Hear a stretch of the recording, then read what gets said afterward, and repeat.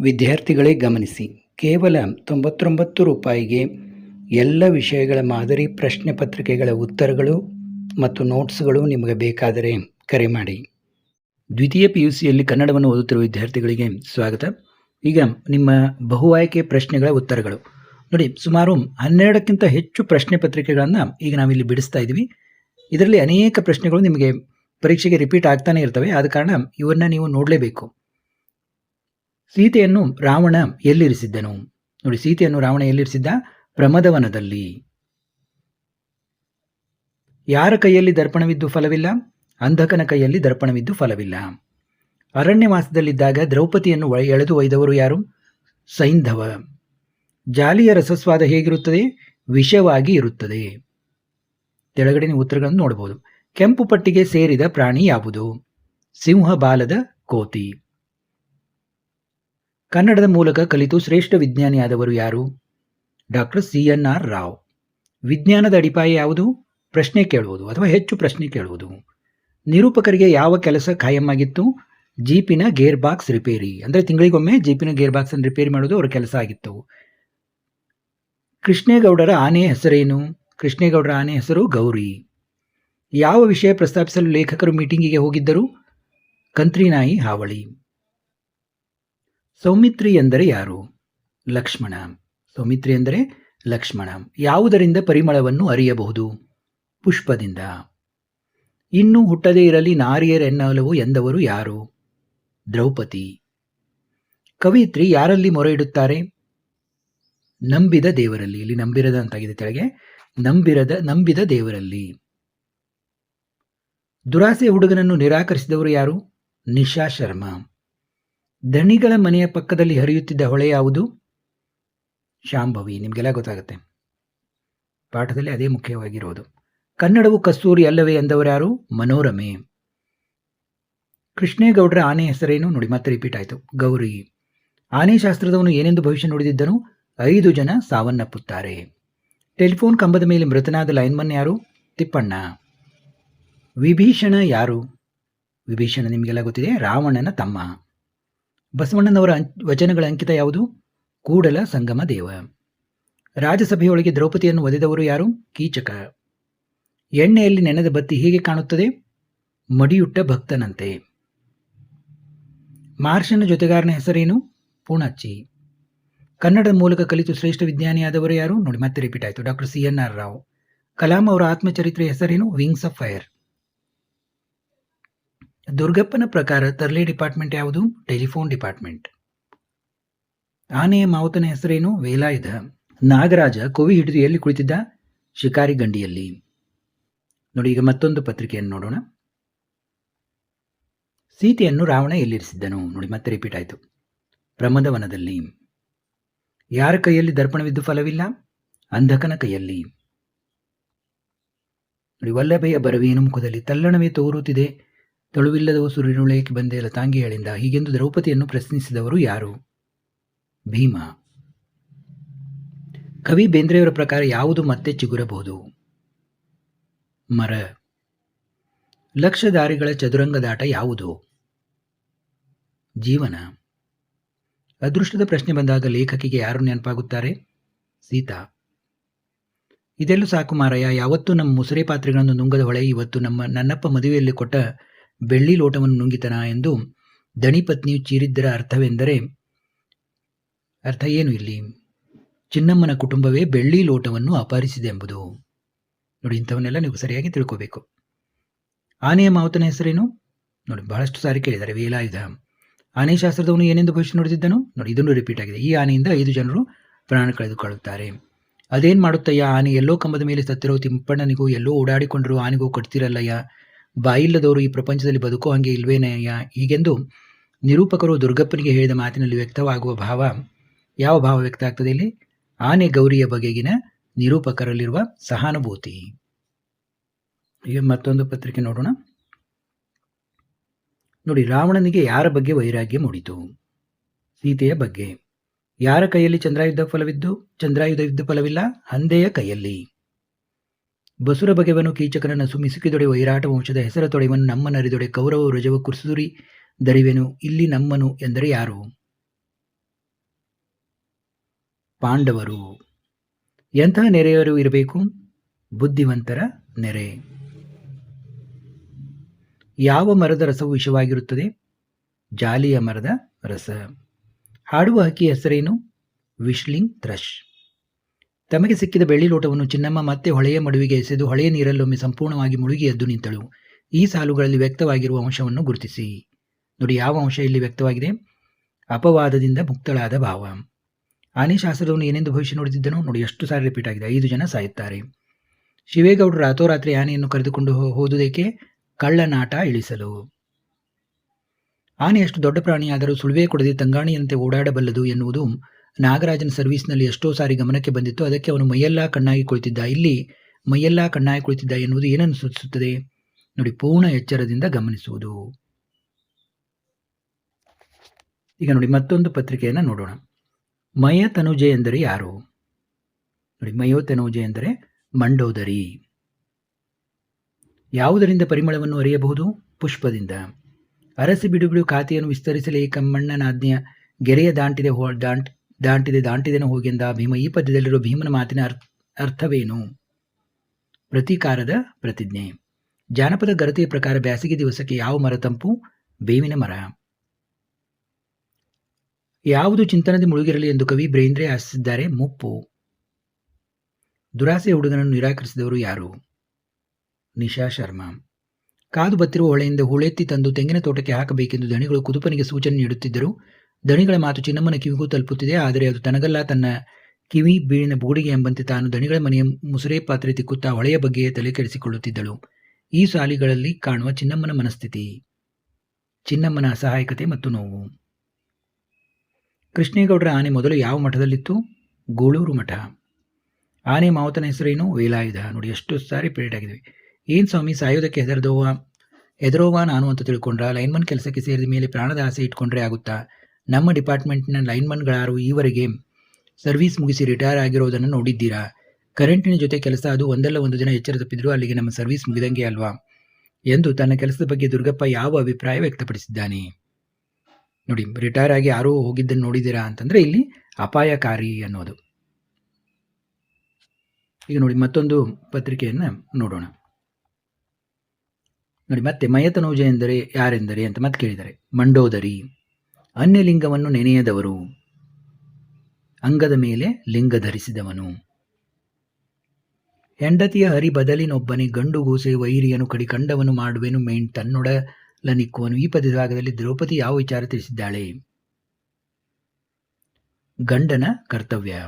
ನೋಡಿ, ಇವನ್ನೆಲ್ಲ ಸರಿಯಾಗಿ ತಿಳ್ಕೊಬೇಕು, ನೀವು ಕನ್ಫ್ಯೂಸ್ ಆಗ್ತಿರ್ತದೆ. ಇಲ್ಲಿ ಏನು ಹೇಳ್ತಾರೆ ದ್ರೌಪದಿ ಅಂದರೆ ಗಂಡನ ಕರ್ತವ್ಯದ ಬಗ್ಗೆ ಹೇಳ್ತಾಳೆ. ದುರ್ಗಂಧ ಬಿಡದಿರುವುದು ಯಾವುದು? ಊರ ಹಂದಿ. ಹೊರಲೋಕವನ್ನು ಪರಿಚಯಿಸಿ ಎಚ್ಚರಿಕೆ ಕೊಟ್ಟವಳು ಯಾರು? ತಾಯಿ. ಕಿಡ್ನಿ ಸ್ಟೋನ್ ಬಗ್ಗೆ ತಿಳಿಯಲು ಲೇಖಕಿ ನೇಮಿಚಂದ್ರ ಭೇಟಿ ಮಾಡಿದ್ದು ಯಾರನ್ನ ಭೇಟಿ ಮಾಡಿದಳು? ಕಮಲಾ ಮೇಡಮ್ ಮತ್ತು ಮುದ್ದೇಗೌಡ. ತಾನು ಹರಿದು ಬರುವಾಗಲೆಲ್ಲ ತನ್ನ ಸರಿಗಂಚಿನಲ್ಲಿರುವ ತೋಟಗಳಿಂದ ಆಗಾಗ್ಗೆ ಅಷ್ಟಿಷ್ಟು ತೆಂಗಿನಕಾಯಿ, ಸೌದೆ ಕಟ್ಟಿಗೆಗಳನ್ನು ತಂದು ಕುದುಪನ ದಿಟ್ಟಿಗೆ ಅವನ್ನೆಲ್ಲ ಬೀಳಿಸುತ್ತಿಲ್ಲವೇ? ದಣಿಗಳ ಬೆಳ್ಳಿಲೋಟ ಗದ್ದೆದ ಈ ಸಾಲುಗಳು ಕೆಳಗಿನ ಯಾವ ಹೇಳಿಕೆಯನ್ನು ಸಮರ್ಥಿಸುತ್ತವೆ? ಕುದುಪನ ಕುಟುಂಬದ ಬಗ್ಗೆ ಹೊಳೆಗೆ ಇದ್ದ ಕಾಳಜಿ. ನಿರೂಪಕರ ಗೆಳೆಯ ಪ್ರಕಾಶ್, ಇಕಾಲಜಿಸ್ಟ್. ಅಲ್ರಿ ನಾಗರಾಜ್, ಇವು ಯಾವುದಾದ್ರೂ ತೀರ್ಮಾನ ಆಗೋ ಕೇಸುಗಳೇನ್ರಿ? ನೀವು ಬೇರೆ ಡಿಪಾರ್ಟ್ಮೆಂಟ್ಗೆ ಬುದ್ಧಿ ಕಲಿಸ್ತೀನಿ ಅಂದ್ರಲ್ಲ, ಹಾಗೆ ಅವರೂ ನಿಮಗೆ ಕಲಿಸಬೇಕು ಅಂತಿರ್ತಾರೆ. ಕಲಿಯೋದಕ್ಕೆ ಯಾರಾದರೂ ತಯಾರಿದ್ದರೆ ತಾನೇ ಕೇಸು ತೀರ್ಮಾನ ಆಗೋದು. ಹೀಗೆಂದು ನಿರೂಪಕರು ನಾಗರಾಜನಿಗೆ ಹೇಳಿದ ಮಾತಿನಲ್ಲಿ ವ್ಯಕ್ತವಾಗುವ ಭಾವ. ಡಿಪಾರ್ಟ್ಮೆಂಟ್ಗಳ ಮಧ್ಯದ ಹೊಂದಾಣಿಕೆಯ ಕೊರತೆ. ಸರಿಯಾಗಿ ತಿಳ್ಕೊಬೇಕು ನೀವು ಇದನ್ನು. ಇದು ಡಿಪಾರ್ಟ್ಮೆಂಟ್ಗಳ ಬಗ್ಗೆ ಹೊಂದಾಣಿಕೆಯ ಮಧ್ಯದ ಹೊಂದಾಣಿಕೆ ಕೊರತೆ ಬಗ್ಗೆ ಅವರು ಹೇಳ್ತಾರೆ. ನಾಗರಾಜ್ ಕೋವಿ ಹಿಡಿದು ಕುಳಿತಿದ್ದು ಎಲ್ಲಿ? ಶಿಕಾರಿ ಗಂಡಿ. ನೋಡಿ, ಶಿಕಾರಿ ಗಂಡಿ ಮತ್ತು ಗುಂಡಿ, ಇಲ್ಲಿ ಎಷ್ಟು ನಿಮಗೆ ಕನ್ಫ್ಯೂಸ್ ಆಗ್ತದೆ. ಇದು ಈ ಶಿಕಾರಿ ಗಂಡಿ ಅಂತ ಹೇಳಬೇಕು, ಗುಂಡಿ ಅಂತ ಹೇಳಿಬಿಟ್ರೆ ನಿಮ್ಗೆ ಮತ್ತೆ ಇಲ್ಲಿ ಮಾರ್ಕ್ಸು ಹೋಗ್ಬಿಡ್ತೀನಿ. ನೋಡಿ, ಬಂಡಿ, ಮಂಡಿ, ಗಂಡಿ, ಗುಂಡಿ, ಎಷ್ಟು ಕನ್ಫ್ಯೂಸ್ ಎಬ್ಸಿದ್ದಾರೆ. ಈಗ ಮತ್ತೊಂದು ಪ್ರಶ್ನೆ ಪತ್ರಿಕೆಯನ್ನು ನೋಡೋಣ. ನೋಡಿ, ಸೀತೆಯನ್ನು ರಾವಣ ಇಲ್ಲಿ ಇರಿಸಿದ್ದನು. ನೋಡಿ, ಮತ್ತೆ ರಿಪೀಟು. ಪ್ರಮದವನ. ಬಸವಣ್ಣನವರ ವಚನಗಳ ಅಂಕಿತ ಯಾವುದು? ಕೂಡಲ ಸಂಗಮ ದೇವ. ನೋಡಿ, ಎರಡೂ ರಿಪೀಟ್ ಆಗಿದೆ. ಹಿಂದಿನ ಪ್ರಶ್ನೆ ಪತ್ರಿಕೆಗಳಲ್ಲೂ ಇತ್ತಿದ್ದು. ಎಲ್ಲರೊಳು ಕಲಿಭೀಮನೆ ಮಿಡುಕೊಳ್ಳ ಗಂಡನು, ಹಾನಿ ಹರಿಬಕ್ಕೆ ನಿಲ್ಲದಂಗೈಸುವನು, ಕಡು ಹಿಯಾಳಿ ಎಳ್ಳುವನು. ಈ ಪದ್ಯ ಭಾಗದಲ್ಲಿ ಭೀಮನ ಬಗೆಗೆ ದ್ರೌಪದಿಯ ಮಾತಿನಲ್ಲಿ ವ್ಯಕ್ತವಾಗಿರುವ ಭಾವ ಯಾವುದು? ಕಷ್ಟಕಾಲದಲ್ಲಿ ರಕ್ಷಿಸುವನೆಂಬ ಭರವಸೆ. ಕಷ್ಟಕಾಲದಲ್ಲಿ ರಕ್ಷಿಸುವನೆಂಬ ಭರವಸೆ. ಹಗೆಯನ್ನು ಏನೆಂದು ಉಪೇಕ್ಷಿಸಬಾರದೆಂದು ಪುಲಿಗೆರೆ ಸೋಮನಾಥ ಕವಿ ಹೇಳಿದರೆ ಬಾಲಕನೆಂದು. ಜಾಲಿಯ ಮರದಂತೆ ಇರುವವರು ಯಾರು? ದುರ್ಜನರು. ವಾಲ್ಪರೆಗೆ ಬಂದ ಬ್ರಿಟಿಷ್ ಪ್ರಜೆ ಯಾರು? ಮೊದಲ ಅಂತ ಆಗಬೇಕಾಗಿತ್ತದು ಕಾರ್ವೆರ್ ಮಾರ್ಷ್. ಸುಮ್ಮನೆ ಹೇಳುತ್ತಾ ಕೂರೋ ಬದಲು ನೀನೇನಾದರೂ ಮಾಡು, SSLC ಕಟ್ಟು, ಟೈಪಿಂಗ್ ಏನಾದರೂ ಕಲಿ ಎಂಬ ನಿರೂಪಕಿಯು ಗೆಳತಿ ಸೀತಾಗೆ ಹೇಳುವ ಮಾತಿನಲ್ಲಿ ಕಂಡುಬರುವ ಆಶಯ ಯಾವುದು? ಬದುಕನ್ನು ಬದಲಿಸಿಕೊಳ್ಳಬೇಕೆಂಬ ಸದಾಶಯ. ಕೃಷ್ಣೇಗೌಡರ ಆನೆ ಹೆಸರೇನು? ನೋಡಿ ಮತ್ತೆ ರಿಪೀಟ್ ಆಗಿದೆ, ಗೌರಿ. ಆನೆ ಶಾಸ್ತ್ರದವನು ಏನೆಂದು ಭವಿಷ್ಯ ನುಡಿದಿದ್ದನು? ಈ ಆನೆಯಿಂದ 5 ಜನ ಪ್ರಾಣ ಕಳೆದುಕೊಳ್ಳುತ್ತಾರೆ. ನೋಡಿ ಸರ್, ನಿನ್ನೆ ಒಂದು ಹುಚ್ಚು ನಾಯಿ 7 ಜನಕ್ಕೆ 16 ದನಗಳಿಗೆ ಕಚ್ಚಿದೆ, ಅವರಿಗೆಲ್ಲ ಎಲ್ಲಿಂದ ಇಂಜೆಕ್ಷನ್ ಸಪ್ಲೈ ಮಾಡೋಕ್ಕಾಗುತ್ತೆ ಹೇಳಿ ಎಂಬ ವೆಟರ್ನರಿ ಸ್ಟಾಕ್ಮನ್ ಪುಟ್ಟಯ್ಯನ ಮಾತಿನಲ್ಲಿ ವ್ಯಕ್ತವಾಗಿರುವ ಭಾವ ಯಾವುದು? ಔಷಧ ಒದಗಿಸಲಾಗದ ಅಸಹಾಯಕತೆ. ಈಗ ಮತ್ತೊಂದು ಪತ್ರಿಕೆಯನ್ನು ನೋಡೋಣ. ಈ ಕೆಳಗಿನ ಪ್ರಶ್ನೆಗಳಿಗೆ ನೀಡುವ ಉತ್ತರಗಳು ಸರಿಯಾದನ್ನು ಆರಿಸಿ ಬರೆಯಿರಿ. ಇವರಂ ಪ್ರಾಣಪ್ರಿಯರಂ ನೆವಮಿಲ್ಲದೆ ಕರ್ವಮಶಮೆ ನೆವಮನೆ ಕಂದರ್ಪ ವಿಮೋಹದಿಂದಲ್ ಕಿಜಿದೆ ನವಿವೇಕೆಯನೆನ್ನ ಕುಲದ ಪೆಂಪಳಿವೆನೆಗಂ. ಈ ಪದ್ಯದಲ್ಲಿರುವ ರಾವಣನ ಮಾತುಗಳು ಕೆಳಗಿನ ಯಾವ ಹೇಳಿಕೆಯನ್ನು ಸಮರ್ಥಿಸುತ್ತವೆ? ರಾವಣನ ಅವಿವೇಕದಿಂದ ಆತನ ಕುಲದ ಹಿರಿಮೆ ಅಳಿಯಿತು. ನೋಡಿ ಸರಿಯಾಗಿ ನೋಡ್ಕೊಳ್ಳಿ. ಈ ಒಂದು ಇದು ಏನನ್ನ ಹೇಳ್ತದೆ ಅಂದರೆ ರಾವಣನ ಅವಿವೇಕತನದಿಂದ ಆತನ ಕುಲದ ಹಿರಿಮೆ ಅಳಿಯಿತು. ನೋಡಿ, ಅವಿವೇಕದಿಂದ ಕುಲದ ಪೆಂಪಳಿವೆನೆಗಂ ಅಂತ ಹೇಳಿದ್ದಾರೆ. ಇನ್ನು ಹಲವು ಹಳ್ಳಗಳು ಸೇರಿ ಏನಾಗುವೆವೆಂದು ಸೋಮನಾಥನ ಅಭಿಪ್ರಾಯ. ಸಮುದ್ರ ಆಗುತ್ತದೆ ಅಂತ ಸೋಮನಾಥನ ಅಭಿಪ್ರಾಯ. ನೋಡಿ, ಕಾಲುವೆ, ನದಿ, ಸರೋವರ, ಸಮುದ್ರ. ನೋಡಿ ಎಷ್ಟೊಂದು ಕನ್ಫ್ಯೂಷನ್ ಇದೆ ಇಲ್ಲಿ. ಹಲವು ಹಳ್ಳುಗಳು ಸೇರಿ ಏನಾಗುವುದೆಂದು ಸೋಮನಾಥನ ಅಭಿಪ್ರಾಯ? ಸಮುದ್ರ ಆಗುವುದೆಂದ ಸೋಮನಾಥನ ಅಭಿಪ್ರಾಯ. ಯಾವ ಮಾತಿಗೆ ಕೊನೆಯಿಲ್ಲವೆಂದು ಪುರಂದರದಾಸರು ಹೇಳಿದ್ದಾರೆ? ನೋಡಿ, ಇದು ಸುಲಭವಾಗಿದೆ. ಭಿನ್ನಾಣದ ಮಾತಿಗೆ ಕೊನೆಯಿಲ್ಲ ಅಂತ ಹೇಳಿದ್ದಾರೆ. ಒಂದು ಹೂ ಹೆಚ್ಚಿಗೆ ಇಡುತ್ತೀನಿ ಪದ್ಯದಲ್ಲಿ ಮುದುಕ ಇರುವುದು ಯಾವ ಸ್ಥಳದಲ್ಲಿ? ನೋಡಿ, ಅಸ್ಸಾಂನಲ್ಲಿ. ಒಮ್ಮೆ ನಗುತ್ತೇವೆ ಪದ್ಯದಲ್ಲಿ ಕವಿ ಜನರಿಗೆ ಯಾವುದಕ್ಕೆ ಗತಿ ಇಲ್ಲ ಎಂದಿದ್ದಾರೆ? ಗಂಜಿಗೆ ಗತಿ ಇಲ್ಲ ಎಂದಿದ್ದಾರೆ. ಅದೃಷ್ಟದ ಪ್ರಶ್ನೆ ಬಂದಾಗ ಲೇಖಕಿಗೆ ನೆನಪಾಗುವವರು ಸೀತಾ. ನೋಡಿ, ಇದು ಬಹಳಷ್ಟು ಸಾರಿ ಬಂದಿದೆ.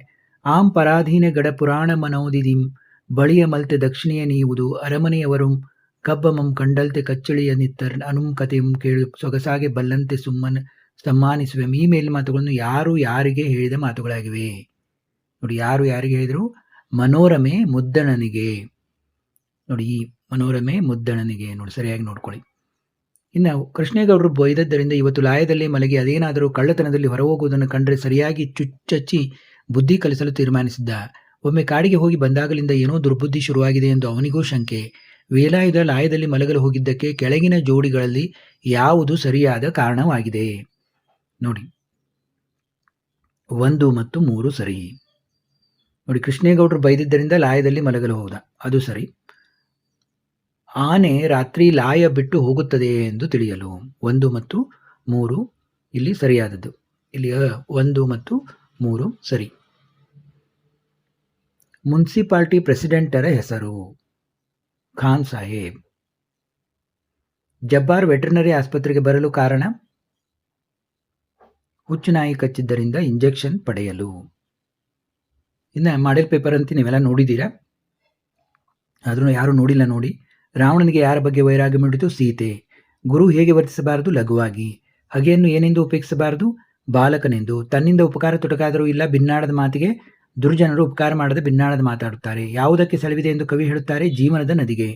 ಕೊನೆಗೆ ಬಸಲಿಂಗ ಯಾವುದರಿಂದ ಮುಕ್ತನಾಗಿದ್ದ? ಸುಳ್ಳುಗಳಿಂದ. ನೋಡಿ, ಒಂದು ರಾಜ್ಯದ ಎಲ್ಲ ಸೌಲಭ್ಯಗಳನ್ನು ಬಳಸಿಕೊಂಡು ಬದುಕೋ ಜನ ಅಲ್ಲಿನ ಭಾಷೆಯನ್ನು ಬಳಸುವುದು ಅನಿವಾರ್ಯವಾಗುತ್ತದೆ ಎಂಬ ಹಾಮಾನಾಯಕರ ಮಾತಿನಲ್ಲಿ ಆಶಯವೆಂದರೆ ಹೊರ ರಾಜ್ಯದಿಂದ ಬಂದು ನಿಲ್ಲಿಸಿದವರು ಇಲ್ಲಿನ ಭಾಷೆ ಕಲಿಯಬೇಕು. ಕೃಷ್ಣೇಗೌಡರ ಆನೆ ಮೊದಲು ಯಾವ ಮಠದಲ್ಲಿತ್ತು? ನೋಡಿ, ಸಾಕಷ್ಟು ಕೇಳಿದ್ದಾರೆ. ಕೂಳೂರು ಮಠ. ನಾಗರಾಜ್ ಕೋವಿ ಹಿಡಿದು ಕುಳಿತಿದ್ದು ಶಿಕಾರಿ ಗಂಡಿಯಲ್ಲಿ. ನೋಡಿ, ಇದ್ದಿದ್ದನ್ನು ನಡೆಸ್ಕೊಂಡು ಹೋಗೋದೇ ಕಷ್ಟ ಆಗಿದೆ, ಜನಗಳ ವಿಶ್ವಾಸನೋ ಎಂಬ ಕಾಮನ್ ಸಾಹೇಬರ ಮಾತಿನ ಮರ್ಮ ಎಂದರೆ ಅಧಿಕಾರ ಉಳಿದರೆ ಸಾಕು. ನೋಡಿ, ಇದು ಮಾಡೆಲ್ ಪೇಪರ್ 1 ಈ ವರ್ಷದ್ದು. Model paper 2 ನೋಡಿರಬೇಕು. ಸಮಧಿಕರಾರ್ ಜಗತ್ರಯದೊಳು. ಈ ಪದ್ಯದಲ್ಲಿರುವ ವ್ಯಕ್ತವಾಗಿರುವ ಭಾವ ರಾವಣನ ಉತ್ಸಾಹ. ಇದರಿಂದ ಪರಿಮಳವನ್ನು ಅರಿಯಬಹುದು ಪುಷ್ಪದಿಂದ. ಹಾಗೆಯನ್ನು ಏನೆಂದು ಉಪೇಕ್ಷಿಸಬಾರದು? ಬಾಲಕನೆಂದು. ನೋಡಿ, ಎಷ್ಟೊಂದು ಸಾರಿ ರಿಪೀಟ್ ಆಗಿದ್ದಾವೆ. ದುರ್ಜನರ ಎಂಥ ಮಾತಿಗೆ ಕೊನೆಯಿಲ್ಲ, ಬಿಲ್ನಾಣದ ಮಾತಿಗೆ. ಜನರಿಗೆ ಇದಕ್ಕೆ ಗತಿಯಿಲ್ಲ, ಗಂಜಿಗೆ. ಬಸಲಿಂಗನ ಕಾಯ್ದೆ ದೇಹದ ಮಟ್ಟದಿಂದ ಈ ಸ್ತರವನ್ನು, ಮಾನಸಿಕ ಸ್ತರ. ಎಲವೋ ಹುಲುಮಾನವ ವೆಂಕಪ್ಪಯ್ಯ ಸುತ್ತಲೂ ನಾಕೂರಲ್ಲಿರುವ ಯಾವನೇ ಶಾನುಭೋಗ ಉಗ್ರಾಣಿನಾದರೂ ಕರೆತಂದು. ಈ ಸಾಲುಗಳು ಕೆಳಗಿನ ಯಾವ ಭಾವ? ಪ್ರಕೃತಿಯ ಮೇಲಿನ ಮನುಷ್ಯನ ದಬ್ಬಾಳಿಕೆ. ದುರ್ಗಪ್ಪನ ಪ್ರಕಾರ ತರಲೆ ಡಿಪಾರ್ಟ್ಮೆಂಟ್, ಟೆಲಿಫೋನ್ ಡಿಪಾರ್ಟ್ಮೆಂಟ್. ನಿರೂಪಕರ ಪ್ರಕಾರ ಊರನ್ನು ಸ್ವಚ್ಛವಾಗಿಡೋದು ಮುನ್ಸಿಪಾಲಿಟಿ ಪ್ರೆಸಿಡೆಂಟರ ಕರ್ತವ್ಯ. ನೋಡಿ, ಆನೆ ಎಷ್ಟೇ ದೊಡ್ಡ ಪ್ರಾಣಿಯಾದರೂ ಸುಳಿವೆ ಕೊಡದೆ ತಂಗಾಳಿಯಂತೆ ಓಡಾಡಬಲ್ಲದು. ಈ ನೋಡಿ, ಆನೆ ದೊಡ್ಡ ಪ್ರಾಣಿ, ಅದು ಸೂಕ್ಷ್ಮವಾಗಿ ವರ್ತಿಸುತ್ತದೆ. ನೋಡಿ, ಇವು ಕನ್ಫ್ಯೂಸ್ ಆಗ್ತಿರ್ತಾವೆ ನಿಮಗೆ.